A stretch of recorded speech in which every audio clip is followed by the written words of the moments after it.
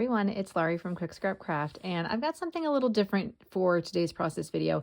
I decided I was going to go through one of my very old scrapbook albums. It's a post-bound album, which I absolutely despise because it's so hard to refill the pages and you can't fit a whole lot in. So this is why I have switched to the D-ring albums. But I thought, let me go through these old pages and see if there's some sort of design that I could take as inspiration for today's layout. So I really liked this one, but I don't have something with only 3 photos. So I'm kind of like, I want to do this, but then I was flipping through and I found this page from a Hanson concert that I went to. This is back in 2000, what year was this? 2010, you guys, 2010. So this is a really old album. I've been scrapbooking for a long time, but I just liked the grid of circles. I mean, obviously these are not circles, these are rectangles, but I thought I could totally do something like this again and do it with this set of 6 photos from a sort of fun basketball event that we went to. So this is what I'm going to try to replicate. And if you want to try your hand at it too, definitely do so and let me know down below in the comments where I can find your take. And we'll get into the process video right now. Okay, so I had every intention of keeping this a circular grid, and then as I was laying out the photos and looking at the supplies that I had, I really like that striped paper. I think that's Pink Fresh, by the way. I went, you know what? I have these cut-aparts from Echo Park that were part of my January haul, and I've done a layout design similar to this before. But I thought instead of doing circles, why don't I just use these 3x4 cut-aparts? I also had 4x4, but the 4x4s were going to be just too big, especially like trying to go all the way across with all the photos that I had. It would have taken up a lot of space. So I decided to go with the 3x4s. Now, could I have taken the 3x4s or even the 4x4s and cut them into circles with a circle cutter? Most definitely. Did I do that? No. Was I thinking about doing that while I was doing this process? Nope.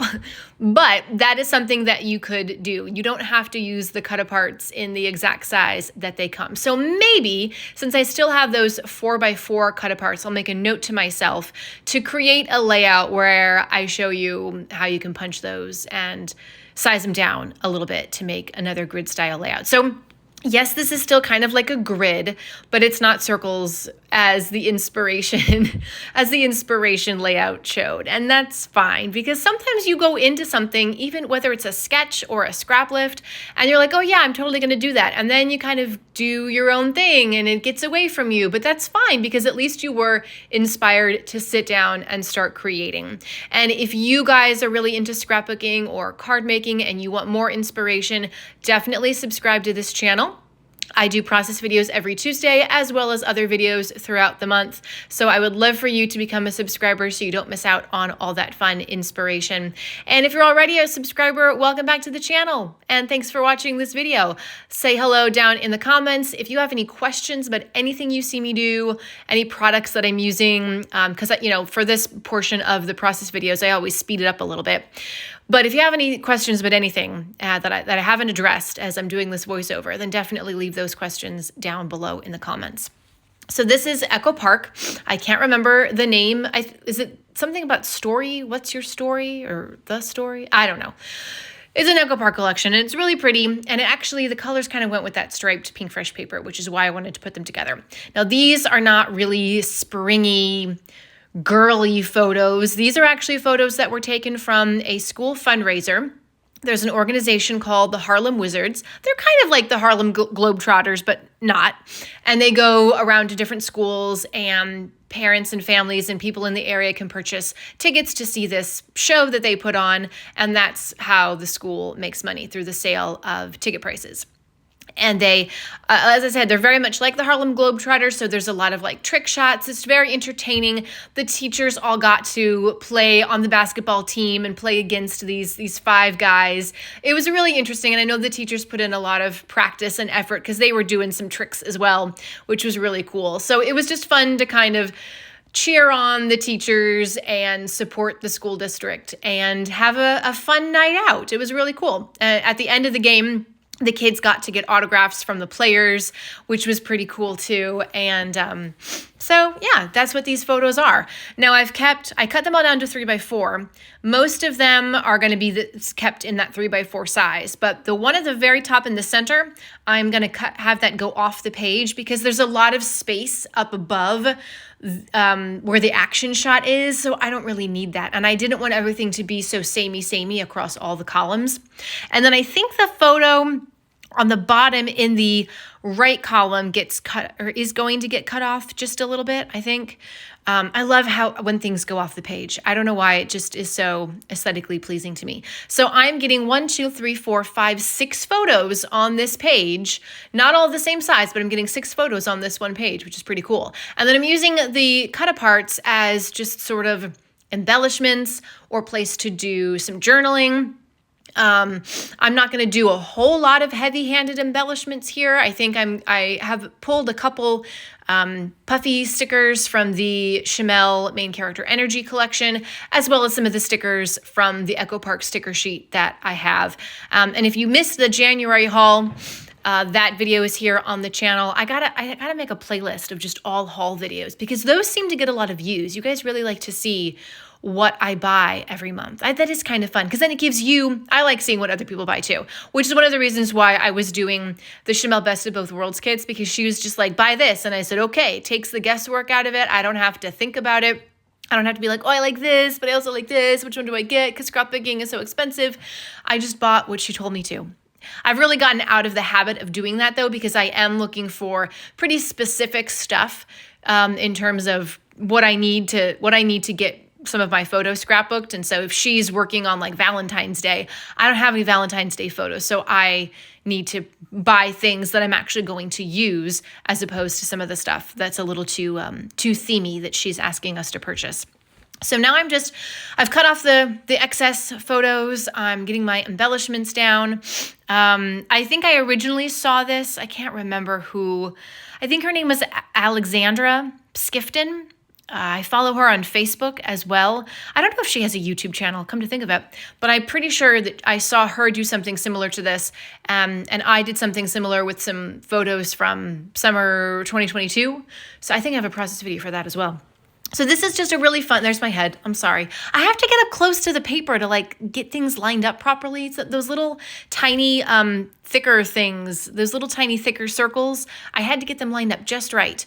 But at least you can see that I'm not going bald. It's a good way to check for your bald spot while you're making a process video and rewatching it, right? I'm adding in some enamel dots. These are Simple Stories enamel dots, I think, or are they Pink Fresh? They're not the matte ones from Pink Fresh. I can't remember, but because I have both. I bought so many enamel dots back in January and I'm still using them. They're just so versatile and like one of my favorite things. So I'm just kind of looking through that sticker sheet. I've cut some of it out because sometimes I don't like to peel the sticker off. I like to cut it out of the page first and then just kind of like hold it and move it around the page so I can see, well, maybe it looks better here, maybe it looks better there. And like I said, I'm not doing a whole lot of embellishments.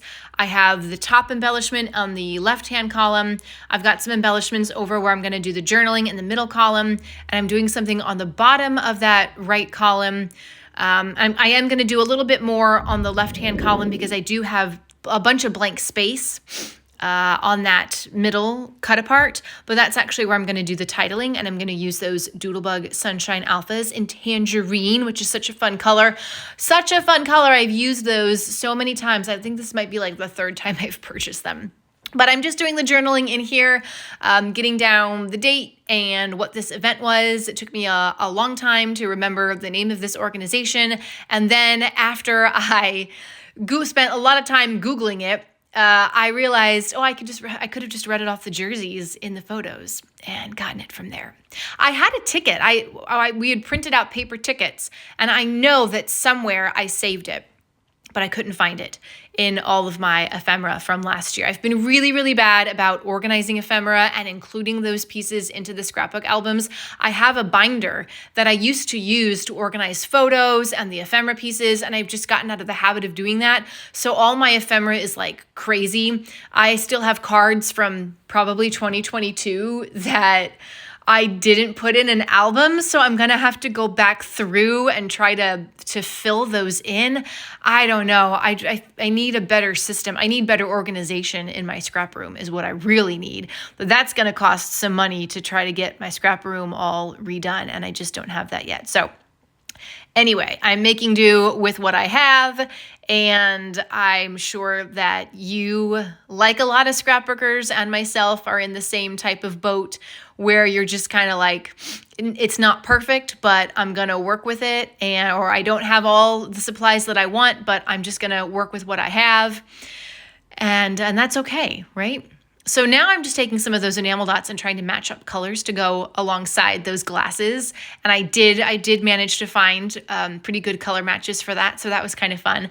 I'm just trying to add, a couple things here and there so that it doesn't look so blah and blank. And I really love embellishments and making embellishment clusters and stuff. And you're going to see these embellishment clusters a little bit more in these close-up photos.